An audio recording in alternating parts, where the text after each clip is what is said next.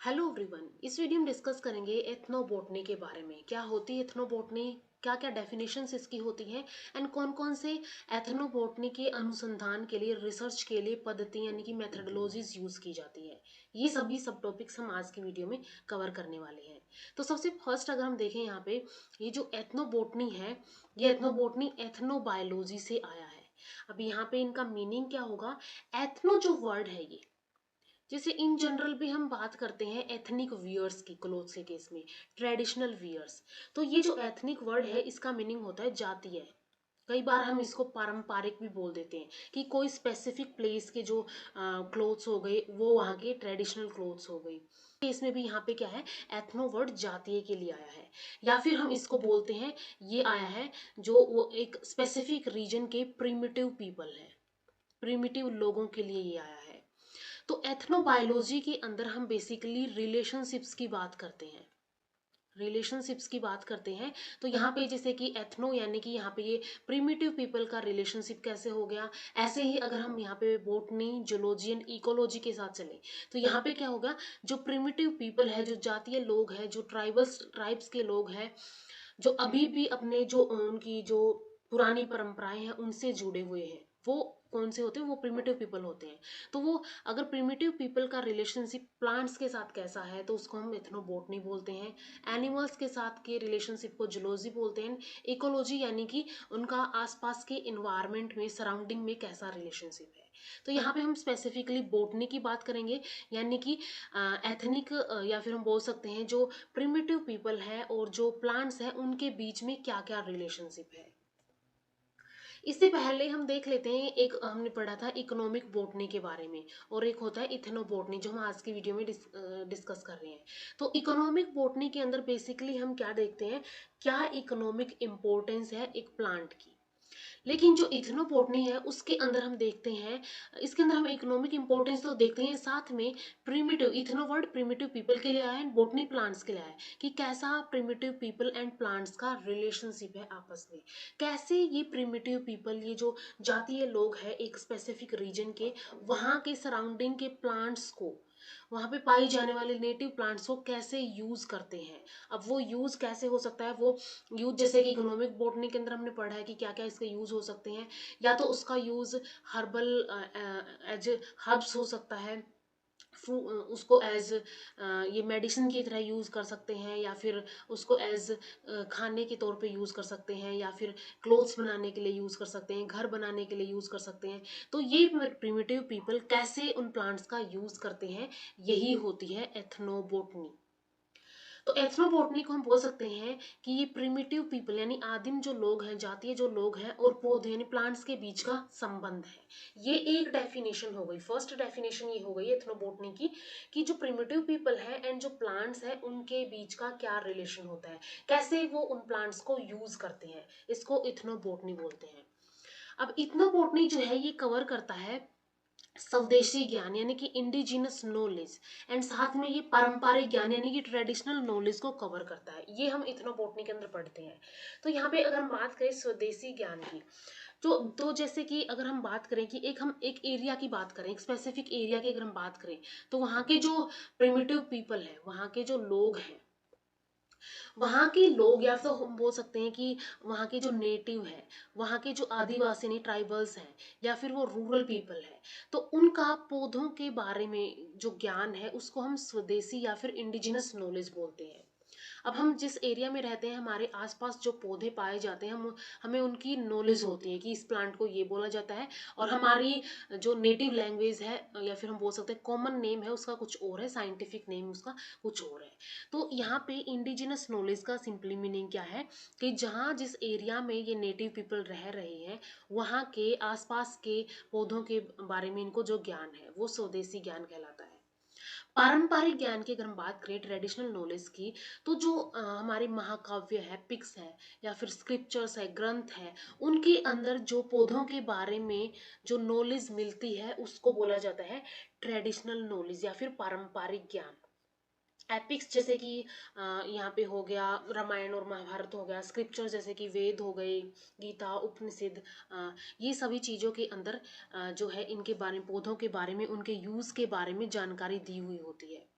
तो यहाँ पे एथनोबोटनी के अंदर एक तो हम क्या करते हैं, जो इंडिजिनस पीपल है या फिर नेटिव पीपल है उनसे हम नॉलेज गेन करते हैं। साथ में जो हमारे एपिक्स हैं, स्क्रिप्चर्स हैं, हमारे अलग अलग टेक्स्ट है, उनसे हम नॉलेज गेन करते हैं एंड देखते हैं कि कैसे इस प्लांट का बेटर यूज किया जा सकता है ह्यूमन केयर के लिए।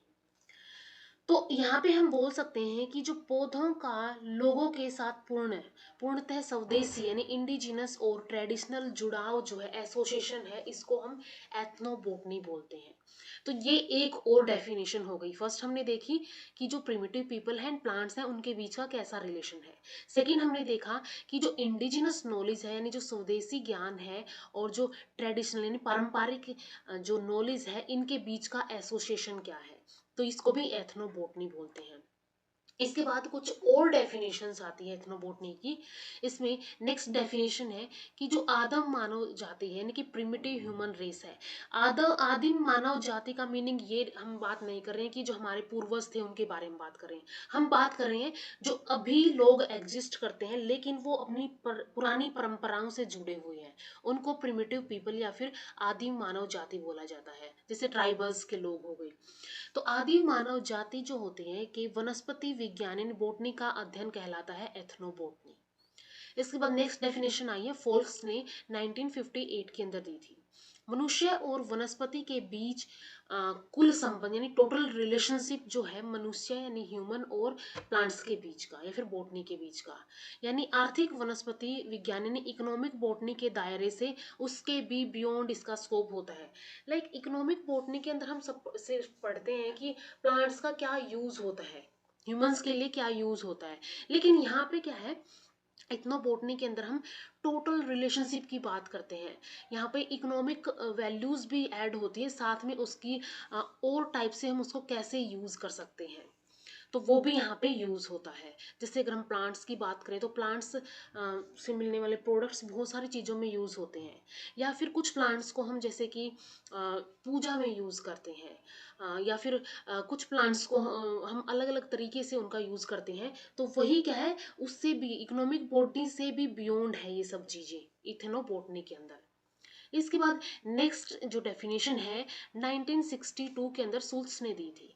इसमें बोला गया कि जो आदिम समाज के लोग हैं यानी जो प्रिमिटिव ट्राइबल्स के अंदर रहते हैं, तो वहाँ के जो लोग हैं और उनके पौधों के पर्यावरण यानी प्लांट एनवायरनमेंट के के बीच संबंधों का अध्ययन एथनोबोटनी कहलाता है।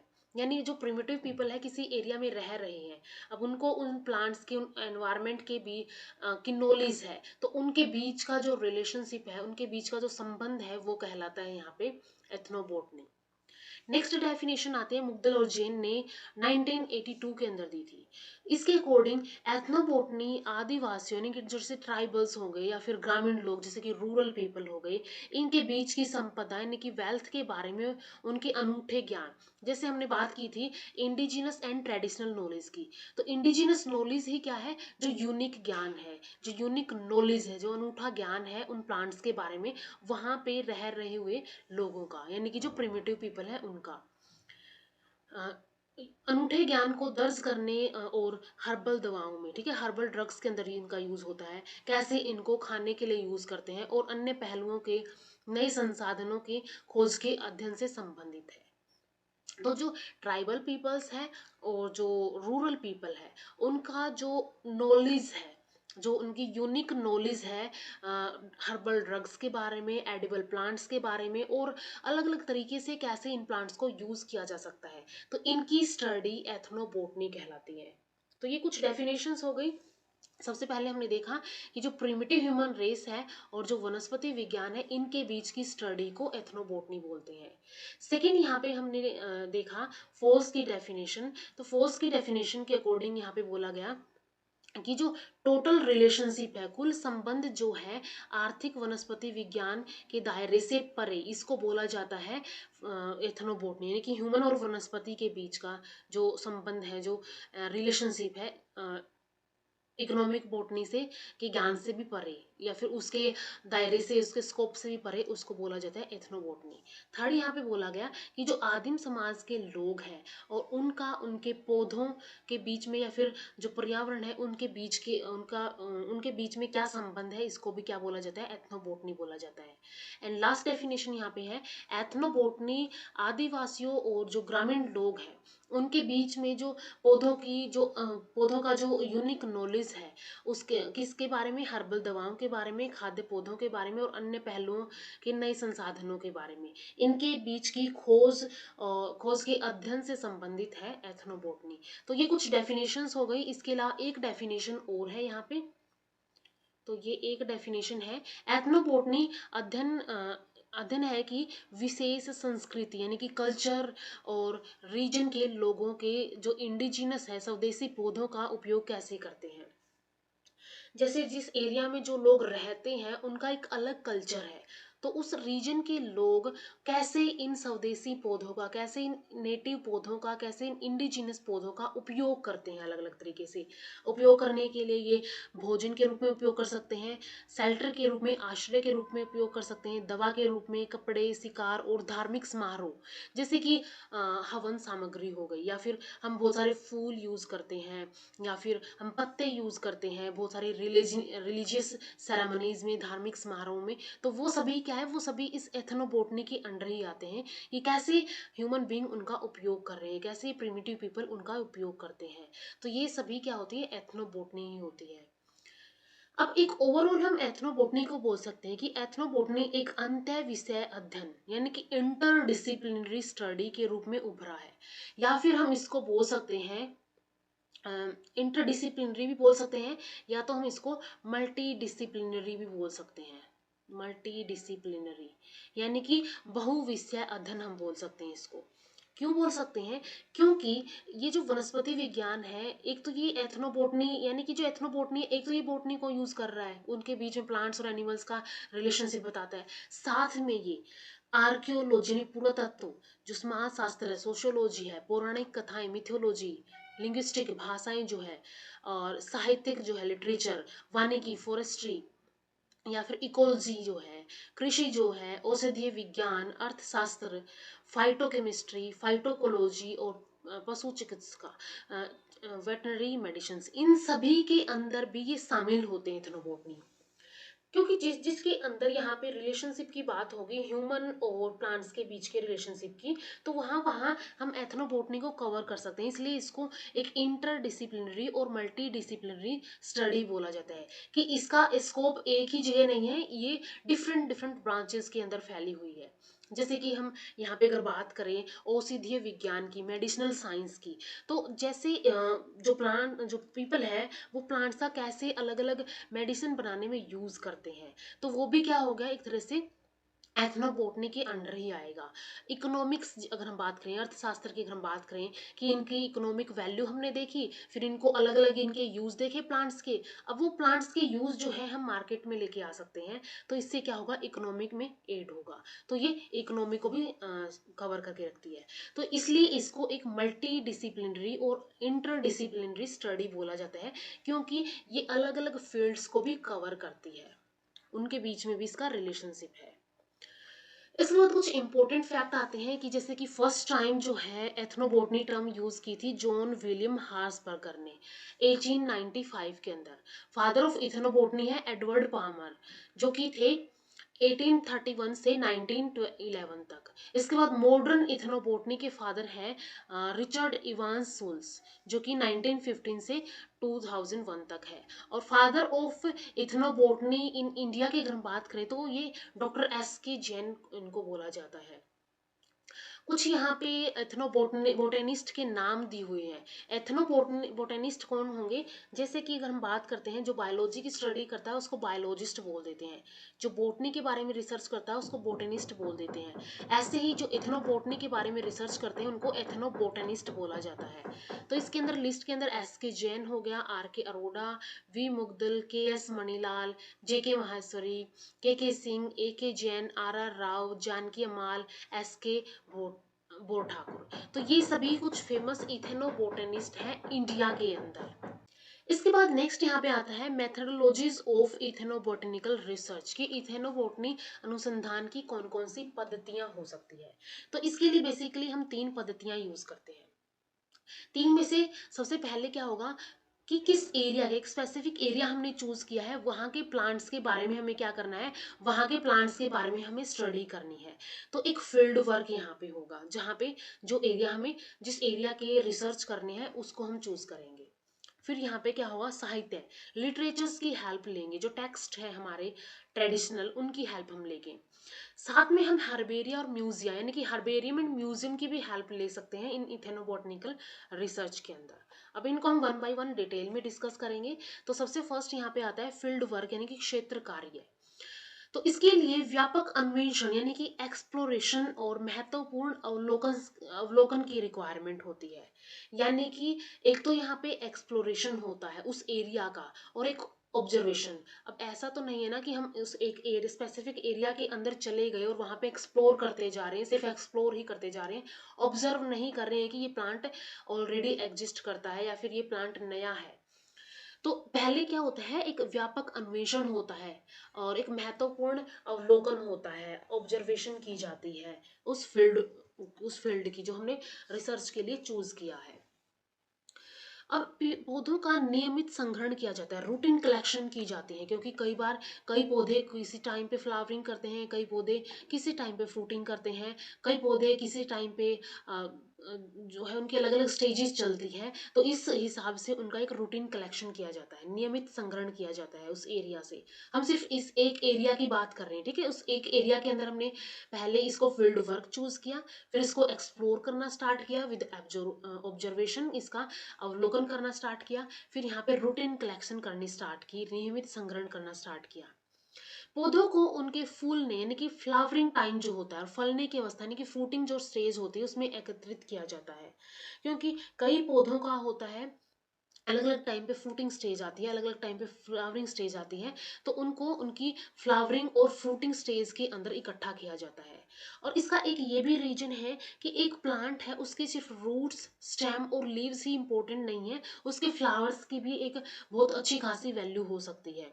यानी उसकी भी एक रिसर्च के अंदर या फिर इकोनॉमिक वैल्यू हो सकती है ह्यूमन काइंड के लिए। तो इसलिए इसको फ्लावरिंग और फ्रूटिंग स्टेज के अंदर इकट्ठा किया जाता है, कलेक्शन की जाती है। संग्रहण यानी कलेक्शन के दौरान स्थानीय निवासी यानी कि जो लोकल इनहेबिटेंट्स हैं उनकी मदद ली जा सकती है, क्योंकि जो वहाँ पे रहते हैं उनको अपने इंडिजिनस एरिया की इंडिजिनस या फिर यूनिक नॉलेज होती है। तो इसके लिए हम स्थानीय निवासियों की या फिर हम कोई वहाँ का एक नॉलेजेबल पर्सन भी उससे भी हम नॉलेज ले सकते हैं, उससे भी हम इनके बारे में जानकारी इकट्ठा कर सकते हैं। तो सबसे पहले यहाँ पे क्या होगा कि जो कलेक्शन के दौरान जो स्थानीय निवासी है उनकी मदद से उनकी हैबिट्स यानी प्लांट्स के हैबिट्स क्या है, उनका निवास स्थान यानी हैबिटेट क्या है, इसके अलावा उनका फ्लावरिंग टाइम क्या है, क्योंकि जो वहाँ पे रहते हैं उनको पता है कि इस प्लांट के अंदर इस टाइम फ्लावर होंगे, और उनका फ्रूटिंग टाइम क्या है कि उनको इस टाइम फल लगने स्टार्ट होंगे। और स्थानीय नाम क्या है, वहां पे रह रहे लोगों ने उनको क्या नाम दिया है, इन सब का ऑब्जर्वेशन करना है। साथ ही जो उनका आर्थिक और औषधीय उपयोग है यानी कि जो इकोनॉमिक और मेडिसिनल वैल्यू है, इसके बारे में भी जानकारी इकट्ठा करनी है। और एक फील्ड डायरी हमें ले लेनी है, उसके अंदर ये सारी जानकारियां क्या करनी है, दर्ज करनी है, लिखनी है। इसके बाद पौधों के स्पेसिमेंस को फील्ड डायरी में क्रमांकित यानी नंबर किया जाता है और हर्बेरियम के लिए दबाया जाता है, प्रेस किया जाता है।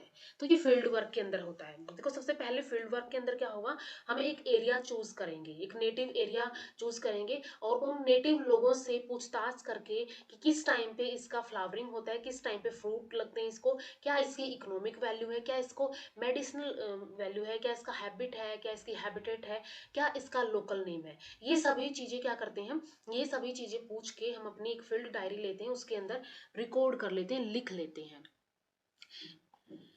इसके बाद नेक्स्ट क्या होगा कि कुछ हमें नेसेसरी इक्विपमेंट की जरूरत पड़ती है, कुछ आवश्यक क्षेत्र आवश्यकताएं होती है, ठीक है। अब इसके अंदर सबसे पहले हमें करनी होती है डेटा का संग्रहण यानी कि कलेक्शन ऑफ डेटा करना होता है। इसके लिए फील्ड डायरी की रिक्वायरमेंट होती है, पेन पेंसिल हो गया, कैमरा, वॉइस रिकॉर्डर। ये हम डायरेक्ट क्या कर सकते हैं, डायरेक्ट हम जब उन स्थानीय लोगों से बात कर रहे हैं उनकी वॉइस को रिकॉर्ड कर लें, बाद में हम उसको क्या कर सकते हैं, डॉक्यूमेंट कर सकते हैं। तो फील्ड डायरी, पेन पेंसिल हो गया, कैमरा हो गया, वॉइस रिकॉर्डर हो गया। इवन कैमरा आज के टाइम में बहुत इंपॉर्टेंट रोल प्ले करता है कलेक्शन के लिए, क्योंकि हम उसकी एज इट इज जो फोटोग्राफ है वो ले सकते हैं, उसको खराब होने का खतरा भी नहीं होता है। जैसे कि हम जब प्रेस करते हैं कुछ स्पेसिमेंस को, उनके कुछ पार्ट्स कट फट जाते हैं, तो उसका यहाँ पे खतरा नहीं रहता है। ये बिल्कुल सेफली हम क्या कर सकते हैं, उसकी फोटो ले सकते हैं। इसके बाद सेकंड यहाँ पे आता है संगण नमूनों के लिए, यानी कि कलेक्शन ऑफ स्पेसिमेंस। स्पेसिमेंस के कलेक्शन के लिए हम चाकू, सेक्टर, ठीक है, ये सेक्टर है, ऐसे टाइप की सीजर होती है, हुक यूज करते हैं, हुक के साथ प्लास्टिक की रस्सी, पॉलिथीन बैग, वेस्कुलम, ये वेस्कुलम होता है, इसके अंदर हम प्लांट को यहाँ पे ऐसे रखते हैं और इसको इजिली स्लिड की हेल्प से बंद कर देते हैं। तो इससे हमारा जो फ्रूट है या फिर फ्लावर है वो एज इट इज रहेगा कुछ टाइम के लिए।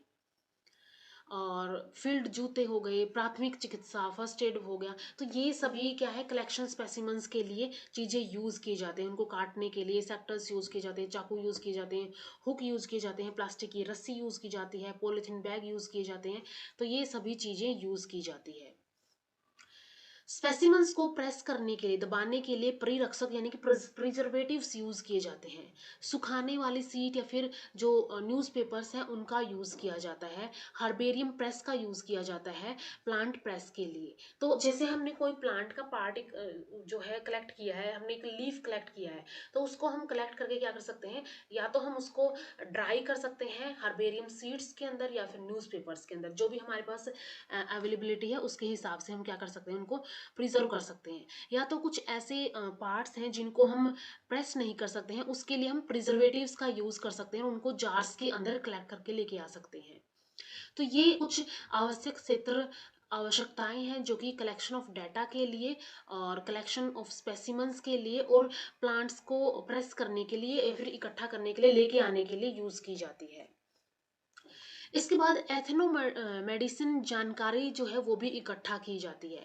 जब कलेक्शन की जाती है, ठीक है, जब प्लांट्स को कलेक्ट किया जाता है, तो उस टाइम पे जो वहाँ पे लोकल नॉलेजेबल पर्सन है उससे हम क्या कर सकते हैं, उससे हम ऐसे टाइप की एथनो मेडिसिन जानकारी हासिल कर सकते हैं। जैसे कि जड़ी बूटी विशेषज्ञ जो है, जिनको हम वैद्य बोलते हैं, या फिर जो विलेजर्स हो गए, स्थानीय आदिवासी लोग जो हो गए, लोकल ट्राइबल पीपल जो हो गए, उनसे हम जानकारी एकत्रित कर सकते हैं। पौधों के बारे में एथनोबॉटनी संबंधी जानकारी के लिए तीन तरीके यहाँ पे यूज किए जाते हैं। एक तो यहाँ पे होता है कि नॉलेजेबल लोकल पर्सन जो है, स्थानीय जानकार व्यक्ति जो है, उसके साथ उस फील्ड का दौरा किया जाए, उसके साथ उस फील्ड को ऑब्जर्व किया जाए। इसके बाद यहाँ पे हो सकता है कि अकेले जाएं, ठीक है, क्षेत्र के अंदर अकेले जाएं। एंड थर्ड हो सकता है प्रश्नावली विधि, यानी क्वेश्चनरी मेथड। तो ये तीन विधियां हो सकती है जब हम एथनो मेडिसिनल इंफॉर्मेशन कलेक्ट करते हैं। अब इनको हम वन बाय वन डिस्कस करेंगे यहाँ पे। तीन मेथड्स में से सबसे फर्स्ट मेथड यहाँ पे आता है कि सबसे पहला तरीका है जानकार स्थानीय व्यक्ति, यानी जो नॉलेजेबल लोकल पर्सन है, इसके साथ क्षेत्र का दौरा करना, ठीक है, इसके साथ जाना यहाँ पे। और यहाँ पे क्या कर सकते हैं हम, जो महत्वपूर्ण पौधे हैं उनको आइडेंटिफाई, उनकी पहचान कर सकते हैं स्थानीय व्यक्ति द्वारा उपलब्ध कराए गए पौधों के नाम से, और उसके द्वारा उपलब्ध करवाए गए औषधीय उपयोग हम लिख सकते हैं। उसका क्या कल्चरल इंपॉर्टेंस है, सांस्कृतिक महत्व क्या है, इन इन सभी के बारे में हम जानकारी रिकॉर्ड कर सकते हैं। रिकॉर्ड और भविष्य के संदर्भ यानी फ्यूचर रेफरेंस के लिए पौधों को एक स्पेसिमन सुरक्षित या फिर प्रिजर्व रखें। ठीक है, जैसे हमने कोई प्लांट इकट्ठा किया, ठीक है, एक प्लांट इकट्ठा किया, एक हम स्थानीय व्यक्ति को, एक नॉलेजेबल पर्सन को साथ में लेकर गए, तो उससे हम पहले हम पूछ सकते हैं कि इसकी पहचान क्या है, इसका नाम क्या है, इसका लोकल नेम क्या है, इसका कॉमन नेम क्या है, इसका क्या मेडिसिनल यूज है, क्या इसका कल्चरल इंपॉर्टेंस है। तो ये सभी जानकारी हम इकट्ठे करके साथ में हम स्पेसिमन को भी प्रिजर्व कर लेंगे, ताकि फ्यूचर में इसको एज ए रेफरेंस यूज किया जा सके। दूसरा तरीका है कि आप अकेले क्षेत्र में जा सकते हैं, यानी अकेले गए और पौधे को इकट्ठा करके लेके आए। इकट्ठा करके एक लोकल या फिर स्थानीय जानकार व्यक्ति की हेल्प से अपने कार्य डेस्क पर उनकी पहचान कर सकते हैं और पौधों के बारे में जानकारी प्रदान कर सकते हैं, उनसे ले सकते हैं और फिर उनको विस्तार में इकट्ठा दर्ज कर सकते हैं, रिकॉर्ड कर सकते हैं। ठीक है, तो फर्स्ट मेथड कि पहले ही एक नॉलेजेबल पर्सन को लेके जाएं। सेकंड है कि पौधे इकट्ठा कर लाएं, स्पेसिमन इकट्ठा कर लाएं, फिर एक लोकल नॉलेजेबल पर्सन की हेल्प से उनको आइडेंटिफाई करवाएं, उनके बारे में डिटेल्स लें एंड उनको रिकॉर्ड कर लें। थर्ड मेथड आता है क्वेश्चनरी मेथड या फिर विधि प्रश्नावली विधि आती है। तो ये क्या होती है, इसमें स्थानीय जानकार व्यक्ति ने जो लोकल नॉलेजेबल पर्सन है उनसे पौधों के बारे में साक्षात्कार यानी इंटरव्यू लिया जा सकता है। हम क्या कर सकते हैं, क्वेश्चंस बना सकते हैं एंड उनसे इंटरव्यू ले सकते हैं कि ये प्लांट यहाँ पे पाया जाता है, इस टाइम इसकी फ्लावरिंग होती है, इस टाइम इसकी फ्रूटिंग होती है, क्या इसकी मेडिसिनल इंपॉर्टेंस है, क्या इसका कल्चरल इंपॉर्टेंस है, इसके अलावा क्या इसको अलग और चीज़ों में यूज़ किया जाता है। तो ये सभी हम क्या कर सकते हैं, उनका इंटरव्यू ले सकते हैं और कैसे उनको विभिन्न बीमारियों के इलाज में, ठीक है, अलग अलग जो बीमारियां होगी उनके इलाज के लिए मेडिसिनल पर्पस के लिए इनको उपयोग किया जा सकता है। तो ये सभी जानकारियां हम इन तीन मेथड्स की हेल्प से इकट्ठा कर सकते हैं। ठीक है, सबसे फर्स्ट कि किसी जानकार, पहले से जो जानकार व्यक्ति है उसके साथ जाएं, या तो सेकंड पौधों के स्पेसिमेंस को इकट्ठा करके लेके आए एंड फिर किसी भी नॉलेजेबल पर्सन से उनके बारे में पूछें, या तो किसी नॉलेजेबल पर्सन का या फिर वहाँ के स्थानीय व्यक्तियों का क्वेश्चनरी मेथड बना के, बहुत सारे क्वेश्चंस बना के उनका इंटरव्यू ले सकते हैं एंड उनके बारे में उनके बारे में पूछा जा सकता है, उनके बारे में जानकारी हासिल की जा सकती है। हमने देख लिया कि कैसे फील्ड वर्क के अंदर हम क्या कर सकते हैं, अलग अलग प्लांट्स की नॉलेज गेन कर सकते हैं, उनको इकट्ठा कर सकते हैं। सेकेंड यहाँ पे आता है लिटरेचर यानी कि साहित्य। जैसे लिटरेचर्स की हमने बात की थी, एपिक्स हो गए, महाकाव्य, स्क्रिप्चर्स हो गए, जैसे वेद हो गए, वेद में चार वेद में से जो अथर्ववेद है उसके अंदर क्या पाए जाते हैं, सारे सारे प्लांट्स की नॉलेज पाई जाती है, या फिर हम बोल सकते हैं जो उनकी मेडिसिनल वैल्यूज है वो वहाँ पे राइट डाउन की हुई है। तो उनकी हेल्प से हम क्या कर सकते हैं, उनकी हेल्प से भी हम इनका बेस्ट ह्यूमन यूज कैसे हो सकता है वो देख सकते हैं। तो दुनिया भर की विभिन्न जनजातियों ने ट्राइब्स और मूल निवासी यानी कि इंडिजिनस पीपल को प्राचीन साहित्य यानी एंशियंट लिटरेचर पौधों के और उनके अनुप्रयोग के बारे में पारंपरिक ज्ञान का एक महान और प्रमाणिक स्रोत है। ठीक है, या तो हमने क्या किया था, जो कि जो सिंपली हमने जो इंडिजिनस पीपल है उनसे नॉलेज गेन की। अब यहाँ पे लिटरेचर की बारी जब आती है, यानी ट्रेडिशनल नॉलेज की जब हम बात आती है, तो इसके लिए हम क्या कर सकते हैं, तो जो हमारे लिटरेचर्स है, जो हमारे प्राचीन साहित्य है, उनके अंदर ट्राइब्स के बारे में, इंडिजिनस पीपल के बारे में, पौधों के बारे में, उनके अनुप्रयोग के बारे में बहुत सारा ज्ञान दिया हुआ है, उनको भी हम यूज कर सकते हैं। भारत की पारंपरिक चिकित्सा प्रणाली आयुर्वेदिक प्राचीन संस्कृत साहित्य जैसे चरक संहिता होता है, सुसूत्र संहिता होता है, वैदिक युग के आयुर्वेद के कुछ साहित्य पर आधारित है। तो ये जो सभी हमने यहाँ पे मेंशन किए, चरक संहिता हो गया, सुसूत्र संहिता हो गया, तो इन सभी के अंदर क्या है, पौधों के बारे में बहुत सारी पारंपरिक जो ज्ञान है वो यहाँ पे लिखा हुआ है। पौधों के विभिन्न भाग जैसे कि जड़, छाल, फल, फूल, पत्तियां, रस, तेल आदि का औषधीय प्रयोजनों के लिए उपयोगी होते हैं। तो ये सभी इन टेक्स्ट के अंदर, इन लिटरेचर्स के अंदर या तो इन साहित्य के अंदर लिखा हुआ है, तो इनकी हम हेल्प ले सकते हैं। आयुर्वेद में कुछ प्रयुक्त जड़ी बूटियां फिर पौधे यहाँ पे दिए हुए हैं, ऐसी बात नहीं सिर्फ यही पौधे हैं, और भी बहुत सारे पौधे हैं, सिर्फ हम यहाँ पे कुछ लिस्ट के बारे में ही डिस्कस करेंगे। सबसे फर्स्ट आता है अश्वगंधा। तो जो अश्वगंधा है इसका उपयोग एंटी एजिंग जड़ी बूटियां इसके रूप में किया जाता है, ये जीवन शक्ति यानी वाइटलिटी को बढ़ाता है। इसके बाद नेक्स्ट यहाँ पे आता है आंवला। आंवला जो है एक अच्छा एंटीऑक्सीडेंट माना जाता है, जो कि तनाव और कब्ज को दूर करने के लिए मदद करता है। नंबर थर्ड आता है अजवाइन, यह इनडाइजेशन या फिर अपच के लिए उपयोगी होती है। ब्राह्मी, इसका उपयोग स्मरण शक्ति बढ़ाने के लिए, मेमोरी बढ़ाने के लिए इसका उपयोग किया जाता है। इसको एंजाइटी या फिर चिंता कम करने के लिए भी इसका यूज किया जाता है। नेक्स्ट आ गया बबूल, इसका उपयोग मसूड़ों से खून आने और मुंह की देखभाल के लिए किया जाता है, यानी ओरल केयर के लिए इसका यूज किया जाता है। लहसुन जो है ये पेट के लिए फायदेमंद होता है और ये दांत पेचिस यानी डिजेंट्री को भी रोकता है। ठीक है, डिजेंट्री जो होती है यानी ब्लडी डायरिया जो होता है उसको भी रोकने का काम करता है। नेक्स्ट आता है तुलसी, जिसको होली बेसिल बोला जाता है। यह हृदय के साथ साथ श्वसन प्रणाली यानी कि जो रेस्पिरेटरी सिस्टम है इसके लिए भी उपयोगी होती है।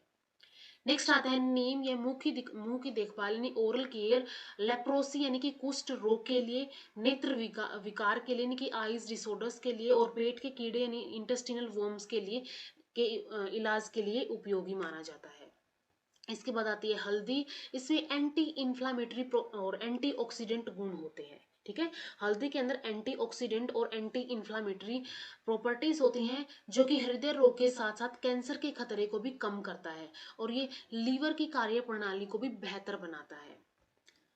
इसके बाद लास्ट आता है मुलेठी, जो कि पाचन विकार यानी कि जो डाइजेस्टिव प्रॉब्लम्स होती है, ब्रोंकाइटिस होती है यानी कि जो जहाँ जिन पाइप से हम सांस लेते हैं, ठीक है, जो रेस्पिरेटरी ट्रैक्ट हमारा, उसके अंदर क्या हो जाता है, स्वेलिंग आ जाती है, तो उसको ब्रोंकाइटिस बोला जाता है। तो ब्रोंकाइटिस में भी हेल्प करती है और जो अल्सर होती है उसको दूर करने में भी उपयोगी है। तो ये सभी यहाँ पे जड़ी बूटियां फिर पौधे मेंशन है जो कि आयुर्वेद के अंदर इनके बारे में दिया हुआ है डिटेल में। इसके अलावा और भी बहुत सारे पौधे हैं, ये सिर्फ इम्पोर्टेंट थे यहाँ पे। नंबर थर्ड यहाँ पे मेथडोलॉजी आती है हर्बेरिया और म्यूजिया। इनमें सिंगुलर जो है ये हर्बेरियम होता है और म्यूजियम होता है। ठीक है, और प्लूरल हर्बेरिया और म्यूजिया होते हैं। ठीक है, तो सिंगुलर हर्बेरियम और म्यूजियम होते हैं। तो हर्बेरियम जो है संरक्षित पौधों यानी नाम से ही पता चल रहा है हर्ब की हम यहाँ पे बात कर रहे हैं, हर्ब यानी प्लांट्स की हम बात कर रहे हैं। तो यहाँ पे क्या होगा, हर्बेरियम संरक्षित पौधे यानी कि स्पेसिमेंस का एक संग्रह होता है। ठीक है, ऐसे टाइप के इसके अंदर स्पेसिमेंस होते हैं। और म्यूजियम जो है ये संरक्षित प्लांट्स और जो जानवर होते हैं उनका एक संग्रह होता है। तो यहाँ पे क्या होता है, यहाँ पे स्केल्टन्स होते हैं, अलग अलग स्टफ्ड एनिमल्स यूज किए जाते हैं, अलग अलग तरीके से उनके जैसे विंग्स हो गए उनको दिखाया जाता है। तो ये म्यूजियम के अंदर होता है। तो हर्बेरियम और म्यूजियम की स्टडी करके भी हम डिफरेंट जो मेथड जो हमारे इथेनोबॉटनिकल रिसर्च है उनको कंप्लीट कर सकते हैं। इसके बाद इम्पोर्टेंट यहाँ पे हर्बेरियम एंड म्यूजियम के बारे बीच में डिफरेंस दिया हुआ है। इसमें अगर हम बात करें तो हर्बेरियम में जो है, हर्बेरियम में सबसे पहले तो क्या होता है, प्लांट्स का एक संग्रह होता है। इसमें विभिन्न इलाकों से पौधों के स्पेसिमेंस का स्टोर किया जाता है। जबकि म्यूजियम जो होता है इसमें रेफरेंस के लिए, स्टडी के लिए पौधे, पशु और जीवाश्म नमूने यानी कि फोसिल स्पेसिमेंस को इकट्ठा किया जाता है। हर्बेरियम जो है ये वनस्पति उद्यान और शैक्षिक यानी कि एजुकेशनल या फिर अनुसंधान संगठन यानी कि रिसर्च ऑर्गेनाइजेशन से जुड़े हुए होते हैं। जैसे कोई भी एजुकेशनल यूनिवर्सिटी हो गई या फिर रिसर्च ऑर्गेनाइजेशन हो गया, उसके साथ ही हर्बेरियम बना हुआ होता है। जबकि म्यूजियम जो है ये स्कूल, कॉलेज और विश्वविद्यालय जैसे शैक्षणिक स्थानों में संग्रहालय स्थापित किए जाते हैं। ठीक है, ये जैसे कि किसी यूनिवर्सिटी में हो गया, कॉलेज में हो गया, किसी स्कूल में हो गया, उनके अपने भी म्यूजियम होते हैं और इसके अलावा पब्लिक म्यूजियम भी होते हैं जिसको कोई भी कॉमन मैन आके देख सकता है। हर्बेरियम जो है वर्गीकरण के लिए स्वीकृत विधि जो है, जो भी करंट स्वीकृत विधि है, एक्सेप्टेड मेथड है क्लासिफिकेशन का, उसको यूज करके उनको दबाकर, सुखाकर, माउंट करके, लेबल लगा के उनको प्रिजर्व किया जाता है, संरक्षित किया जाता है। जबकि जो म्यूजियम है ये जानवरों के लिए अलग गैलरी, कंकाल यानी स्केल्टन गैलरी होती है, एथनोलॉजी गैलरी होती है, लाइब्रेरी होती है और लेबोरेटरी होती है। ये सभी म्यूजियम के अंदर होते हैं। हर्बेरियम जो है इसके अंदर डायग्रामेटिक सीड्स, फोटोग्राफ्स और चार्ट्स, स्लाइड्स, वनस्पति बुक्स इनका संग्रह ये रखता है। जबकि म्यूजियम जो है ये बायोलॉजिकल डाइवर्सिटी, इसका मिशन है बायोलॉजिकल डाइवर्सिटी को दिखाना या फिर कल्चरल हेरिटेज को समझाना और उनको संरक्षित करना।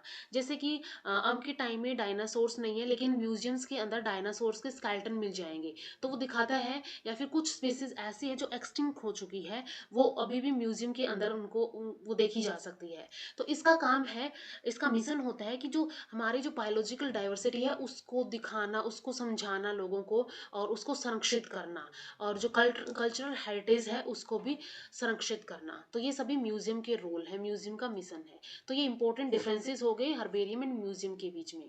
अब यहाँ पे कुछ नेशनल यानी राष्ट्रीय और अंतर्राष्ट्रीय हर्बेरिया के बारे में लिस्ट है। इसमें सबसे फर्स्ट है रॉयल बोटेनिकल गार्डन, केव, लंदन, इंग्लैंड का हर्बेरियम ये है। अब ये जो रॉयल बोटेनिकल गार्डन है, ये सबसे बड़ा बोटेनिकल गार्डन है वर्ल्ड के अंदर। इसके अंदर जैसे अगर कोई नई स्पीसीज जब भी डिस्कवर की जाती है तो यहाँ से ही उसको वैलिडेट किया जाता है, क्योंकि यहाँ पे बहुत लार्ज नंबर ऑफ स्पीसीज यहाँ पे पाई जाती है इसके अंदर। तो यहाँ पे पता लगाया जा सकता है कि ये पहले से एग्जिस्ट करता है प्लांट या फिर नहीं करता है। तो ये रॉयल बोटेनिकल गार्डन है जो कि केव लंदन के अंदर है। इसके बाद कुछ राष्ट्रीय हर्बेरिया की अगर हम बात करें, जैसे कि भारतीय वनस्पतिक उद्यान कोलकाता के अंदर है। इसके अलावा भारतीय वनस्पतिक सर्वेक्षण कोयम्बटूर तमिलनाडु के अंदर है। प्रेसिडेंसी कॉलेज हर्बेरियम चेन्नई के अंदर है। रविनाथ हर्बेरियम त्रिची या फिर तमिलनाडु के अंदर है। तो ये कुछ इंपॉर्टेंट नेशनल, ये इंटरनेशनल, बाकी नेशनल हर्बेरिया है यहाँ पे इंडिया के अंदर। इसके बाद कुछ नेक्स्ट यहाँ पे आते हैं विज्ञान संग्रहालय यानी कि म्यूजियम्स, इंपॉर्टेंट म्यूजियम्स की अगर हम बात करें इंडिया के अंदर, तो म्यूजिया की अगर हम बात करें तो नेहरू विज्ञान केंद्र मुंबई के अंदर है, राष्ट्रीय विज्ञान केंद्र दिल्ली के अंदर है, बिड़ला विज्ञान संग्रहालय हैदराबाद के अंदर है, विश्वविद्या औद्योगिक और प्रौद्योगिक संग्रहालय बेंगलुरु के अंदर है, बिड़ला औद्योगिक और प्रौद्योगिक संग्रहालय कोलकाता के अंदर है, साइंस सिटी कोलकाता के अंदर है, केरल विज्ञान और प्रौद्योगिकी संग्रह त्रिवेंद्रपुरम के अंदर है। तो ये कुछ इंपॉर्टेंट यहाँ पे म्यूजिया के नाम दिए हुए हैं। ऐसे हर्बेरियम के नाम थे, ये म्यूजिया के नाम है। तो यहाँ पे हमने इथेनोबोटनी के बारे में डिस्कस कर लिया है, कौन सी उसके अंदर मेथडोलॉजीज यूज की जाती है इथेनोबोटेनिकल मेडिसिनल नॉलेज के लिए। इस वीडियो में इतना ही। नेक्स्ट वीडियो में डिस्कस करेंगे इथेनोबोटनी की इंडियन सिस्टम ऑफ मेडिसिन के अंदर क्या इंपॉर्टेंस है। तो मिलते हैं नेक्स्ट वीडियो में। वीडियो अगर हेल्पफुल लगी हो तो लाइक कीजिए, शेयर कीजिए अपने फ्रेंड्स के साथ, एंड चैनल को सब्सक्राइब कर लीजिए। Thank you so much.